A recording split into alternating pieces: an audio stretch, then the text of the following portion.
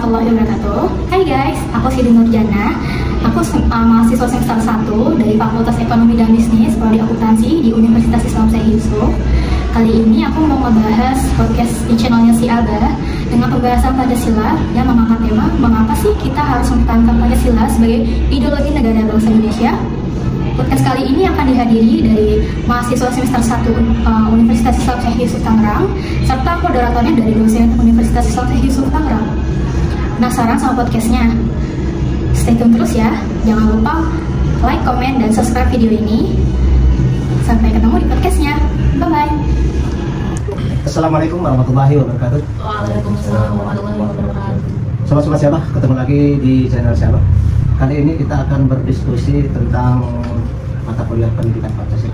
Tujuan utama dari podcast ini adalah supaya mahasiswa ketika menerima materi dari dosen itu tidak hanya dari satu dosen saja, tapi bisa dari sumber, bisa dari YouTube, bisa dari googling, bisa dari tempat lain dan sebagainya. Selain itu kita lakukan ini adalah supaya mahasiswa itu selain memahami juga bisa memaparkan kembali, ya kan, bisa memaparkan kembali, juga bisa berdiskusi, berdebat dan sebagainya. Tujuannya apa? Dengan cara seperti itu, selaku pengajar saya berharap bahwa apa yang diajarkan itu bukan merusak. Kan beda kalau misalnya hanya mengajarkan satu arah saja, itu kan pasti nanti ya gampang, mudah terlupakan. Dengan cara seperti ini nanti akan kita share ke teman-teman yang lain sehingga materi-materi yang diajarkan itu insya Allah akan lebih besar. Khususnya adalah dengan topik mengapa kita harus mempertahankan Pancasila sebagai ideologi negara. Kita tahu sejak 18 Agustus 1945 setelah Indonesia memproklamasikan kemerdekaannya, Pancasila ditetapkan sebagai ideologi negara. Ini setelah 79 tahun Indonesia merdeka, banyak sekali hal-hal yang menimpa perjalanan dari Pancasila sebagai ideologi negara, di mana pada tahun-tahun di awal proklamasi, di awal kemerdekaan banyak sekali terjadi pemberontakan yang berpuncak pada tahun 1965 dan yang meletusnya gerakan 30 September dari gitu. Dan bahkan pada tahun 2024 ini saja kita masih sering mendengarkan adanya keinginan-keinginan dari sekelompok orang, gerombolan suara yang ingin supaya Pancasila itu digantikan dengan ideologi lain, misalnya pemerintahan khilafah berdasarkan syariah gitu. Sedangkan kita tahu bahwa Pancasila merupakan perkat dari semua golongan dari Indonesia yang sangat multi dari segala hal, dari segi agama, dari segi suku, bahasa, adat, kepercayaan dan sebagainya itu sangat beragam. Oleh karena itu ketika Pancasila akan dirubah, digantikan dengan ideologi lain, yang kita khawatirkan adalah tragedi-tragedi yang terjadi pada awal pembentukan negara kita itu akan terulang lagi. Nah, dalam kesempatan kali ini kita akan mendengarkan pendapat dari tiga teman kita. Mereka ini dari Prodi Akuntansi Fakultas Ekonomi dan Bisnis Universitas Islam Syekh Yusuf Tangerang. Ya. Saya persilakan sebelum dimulai barangkali masing-masing bisa memperkenalkan diri. Silakan. Perkenalkan, nama saya Ahmad Fauzan Zirani. Perkenalkan, nama saya Dinda Nuraini.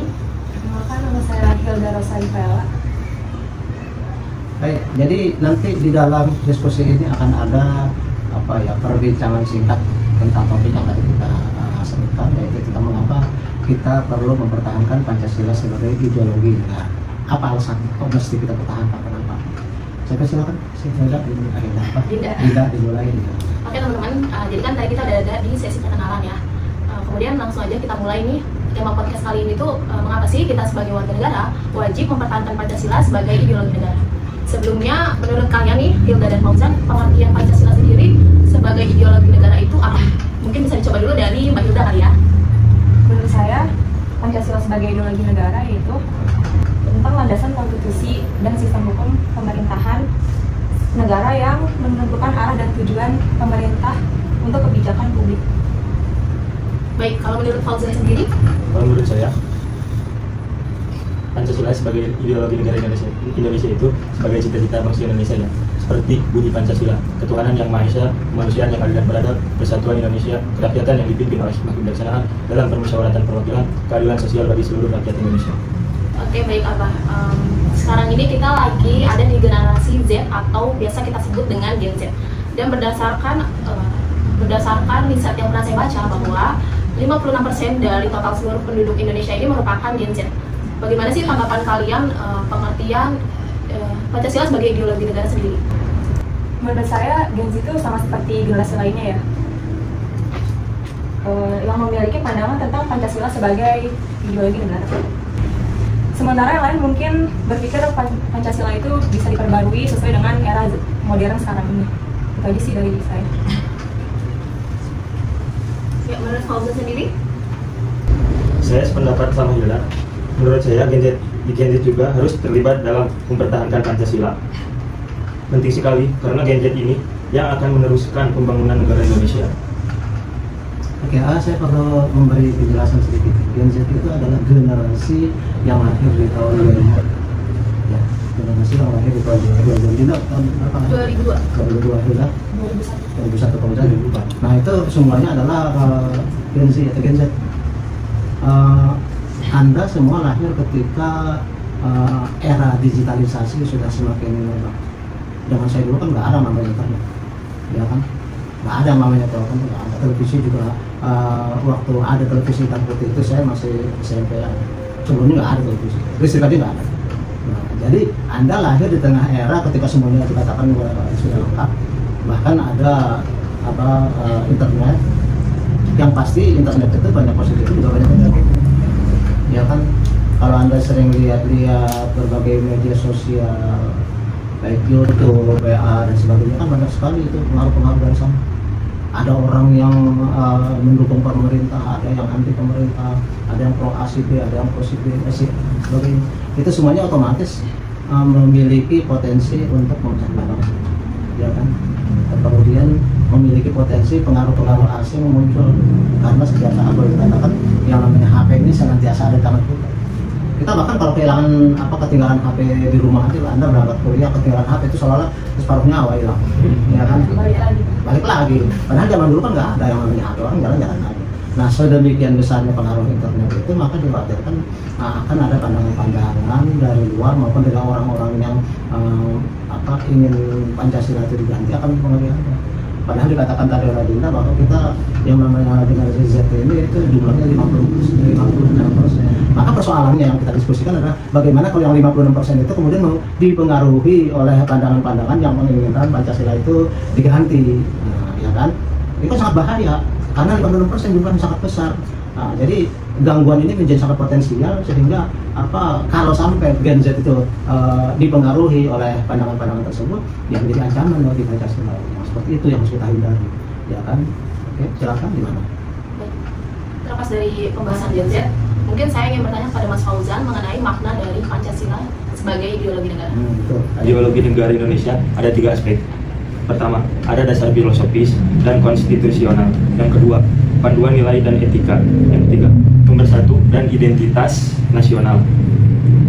Baik, menurut Hilda sendiri nih makna dari Pancasila itu sendiri apa?